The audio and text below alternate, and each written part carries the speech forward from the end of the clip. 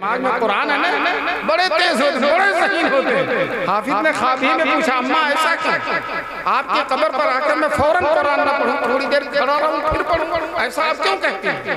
تو اماں نے کہا بیٹے جب تو میری قبر پر آتا ہے اور آتے ہی قرآن پڑھنا شروع کر دیتا تو تیرے منہ سے لے کر میری قبر تک اتنا نور نکلتا ہے، اتنا نور نکلتا ہے کہ اس نور کی کثرت میں تیرا چہرہ نہیں دیکھ پاتا۔ دارالعلوم دیوبند کے شیخ الحدیث تھے حضرت مولانا حسین احمد مدنی رحمۃ اللہ علیہ۔ 500 روپیہ تنخواہ تھی اور 50 مہمان روزانہ کھاتے تھے، 50 مہمان روزانہ کھاتے تھے۔ اور دوستو کھانا ایسا لذیذ ایسا لذیذ، ابھی دیوبند میں صدر عالم ہے محدث ہے مولانا نعمت اللہ، 95 سال کی عمر ہے، شیخ الاسلام کے شاگرد ہیں۔ وہ کہتے ہیں بچپن میں طالب علمی کے زمانے میں شیخ الاسلام کے دسترخوان پر سالن اور روٹی کھایا تھا، سالن اور روٹی۔ کہتے ہیں وہ لذت آج 95 سال کی عمر ہو گئی ہے، وہ لذت کہیں نہیں ملی۔ بادشاہوں کے دسترخوان پر کھانا کھایا اور حکمرانوں کے، نوابوں کے، رئیسوں کے، مالداروں کے دسترخوان پر کھایا، لیکن اس مرد قلندر کے دسترخوان پر جو لذت ملی وہ کہیں نہیں ملی۔ کیوں؟ وہ علم دین کی لذت ہے، وہ تقویٰ کی لذت ہے، وہ للہیت کی لذت ہے، وہ روحانیت کی لذت ہے، وہ رزق حلال کی لذت ہے۔ اللہ تبارک تعالی ہماری نسلوں کو یہی لذت ملی اور یہ لذت عالم اور حافظ ہونے میں ہے۔ میں مفتی تحمید صاحب کو دل کی گہرائیوں سے مبارکبادی دیتا ہوں کہ آپ کے اس مدرسے نے قوم کو وہ سرمایہ دیا ہے، وہ دولت دی ہے، قوم کو اس نعمت سے نوازا ہے جس نعمت اور دولت کا دنیا کی کوئی دولت مقابلہ کر ہی نہیں سکتی۔ یہ حافظ، یہ یاد رکھو، کہا جاتا مثل مشہور ہے، نہ حافظ مرے نہ قاری سڑے، نہ حافظ مرے نہ قاری سڑے۔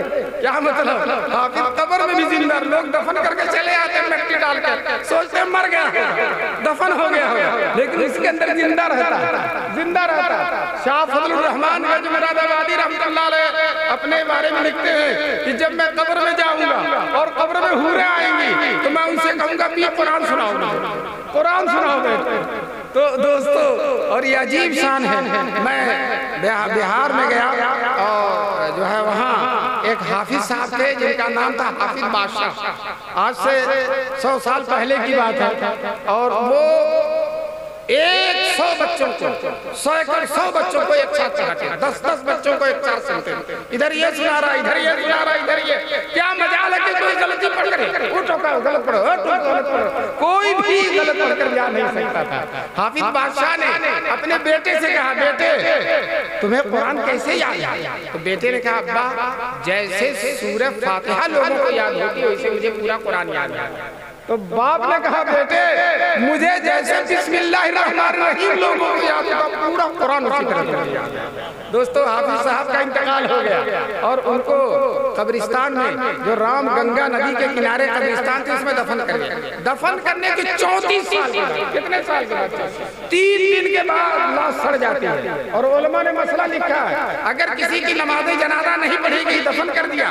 3 دن تک پڑھ سکتے ہیں، اس لیے کہ 3 دن تک لاش کا کچھ نہ کچھ حصہ موجود ہوتا اور 3 دن کے بعد لاش سڑ جاتی ہے، ختم ہو جاتی ہے۔ اور حافظ صاحب 34 سال کے بعد کسی کے خواب میں آتے ہیں اور کہتے ہیں میری قبر میں پانی آ رہا ہے، قبر یہاں سے ہٹا دو۔ ایک نے دیکھا، دوسرے نے دیکھا، تیسرے نے خواب میں دیکھا، جب کئی لوگوں نے تواتر کے ساتھ خواب میں دیکھا تو مفتیوں کے فتویٰ پوچھا، مفتیوں نے کہا بھائی جب حافظ صاحب اتنا اشراف سے کہہ رہے ہیں تو قبر کھود کے دیکھو۔ چنانچہ اعلان ہو گیا فلاں دن حافظ صاحب کی قبر کھودی جائے گی، ایک بڑا مجمع اکٹھا ہو گیا، قبر کھودی گئی۔ دوستو لوگ حیرت میں رہ گئے، 34 سال کے بعد لاش بالکل صحیح سالم، لاش بالکل صحیح سالم، لاش تو لاش، وہ کفن بھی موجود ہے، کفن بھی تر و تازہ ہے۔ کسی شاعر نے اسی زمانے میں کہا تھا امانت کی طرح رکھا لحد نے رود محشر تک، امانت کی طرح رکھا لحد نے رود محشر تک، نہ ایک منہ کم ہوا اپنا نہ ایک تارے کفن بگڑا، بال بھی نہیں کہوں گا۔ دوستو یہ تو دنیا میں بھی اعزاز ہے، حافظ صاحب کا اتنا اعزاز ہوتا ہے جہاں شعبان شروع ہوا لوگ حافظ صاحب کو سلام کرنا شروع کر دیتے ہیں، حافظ صاحب ہماری مسجد میں تراویح سنائیے، کہیں اور نہیں جائیے گا، بڑا اعزاز، بڑا اعزاز۔ اور قبر میں اعزاز میں نے بتایا، اور میدان محشر میں جو اعزاز ہے وہ بھی میں نے بتایا۔ بتاؤ یہی تین منزلیں ہیں، دنیا، قبر اور آخرت، اور تینوں میں ان کی بہار ہے۔ قبر میں بھی ان کی بہار ہے۔ لوگ قبر سے ڈرتے ہیں، اور حافظ لوگ سوچتے ہیں کہ جتنی جلدی قبر میں چلے جائے اتنا ہی بہتر ہے۔ قبر سے لوگ ڈرتے نہیں ہیں۔ دوستو یاد رکھو، یہ ان کی بھی قبر اچھی ہوتی ہے، اور یہ اپنے ماں باپ کی قبر کو بھی اچھا رکھتے ہیں۔ جلال الدین سیوطی بڑے عالم گزرے ہیں، انہوں نے اپنی تفسیر در منصور میں واقعہ لکھا۔ ایک لڑکا حافظ قرآن روزانہ اپنی اماں کی قبر پہ جا کے قرآن پڑھتا تھا، آدھا پارہ ایک پارہ پڑھتا تھا، ایک حرف پر 10 نیکی ملتی، کتنا ثواب پہنچتا ہوگا۔ دوستو ایک دن اماں خواب میں آئی اور بیٹے سے کہا، بیٹے جب تو میری قبر پر آیا کیا تو آتے ہی قرآن نہ پڑھا کر، تھوڑی دیر رک جائے۔ حافظ عالم بڑے تیز ہوتے ہیں، دماغ میں قرآن ہے نا، بڑے تیز ہوتے ہیں، بڑے ذہین ہوتے ہیں۔ حافظ نے خواب ہی میں پوچھا، اماں ایسا کیا؟ آپ کی قبر پر آ کر میں فوراً قرآن نہ پڑھوں، تھوڑی دیر کھڑا رہوں پھر پڑھوں، ایسا آپ کیوں کہتے ہیں؟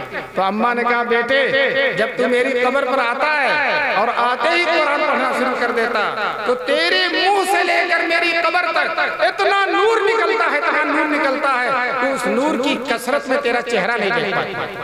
دوستو یہ نور کون دے گا؟ حافظ دے گا، عالم دے گا۔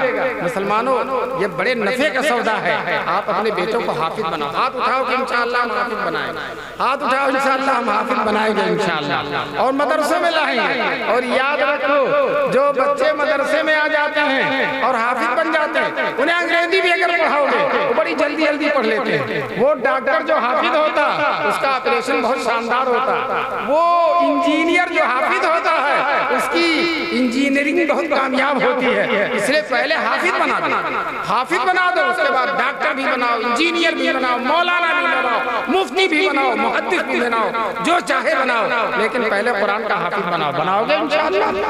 بہرحال ابھی دل صاحب بھی بیٹھے ہیں، انشاءاللہ وہ آپ کا دل لبھائیں گے، اور اس کے بعد مولانا اسماعیل صاحب بھی تشریف لائیں گے۔ اور میں بہت لمبے سفر سے آیا، دیوبند سے آیا، صبح پڑھا کر مدرسے کا کام کر کے مولانا نعمت اللہ صاحب کی تعزیت کر کے، اور پھر میں جو ہے چلا، اور آتے آتے آپ کی خدمت میں پہنچ گیا۔ جہاز 1 گھنٹہ لیٹ ہو گیا، ورنہ اور پہلے آ جاتا۔ میں مفتی تحمید صاحب، مولانا سفیان صاحب اور ان کے ساتھ جو لوگ دیوبند میں گئے تھے سب کا شکر ادا کرتا ہوں کہ ان حضرات کی دعوت پر یہاں حاضری ہوئی اور اتنے سارے مسلمانوں سے زیارت کا موقع مل گیا۔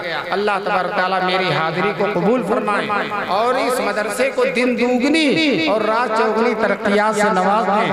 اللہ تبارک تعالیٰ کی رحمتیں ہوں۔ وآخر دعوانا ان الحمدللہ رب العالمین۔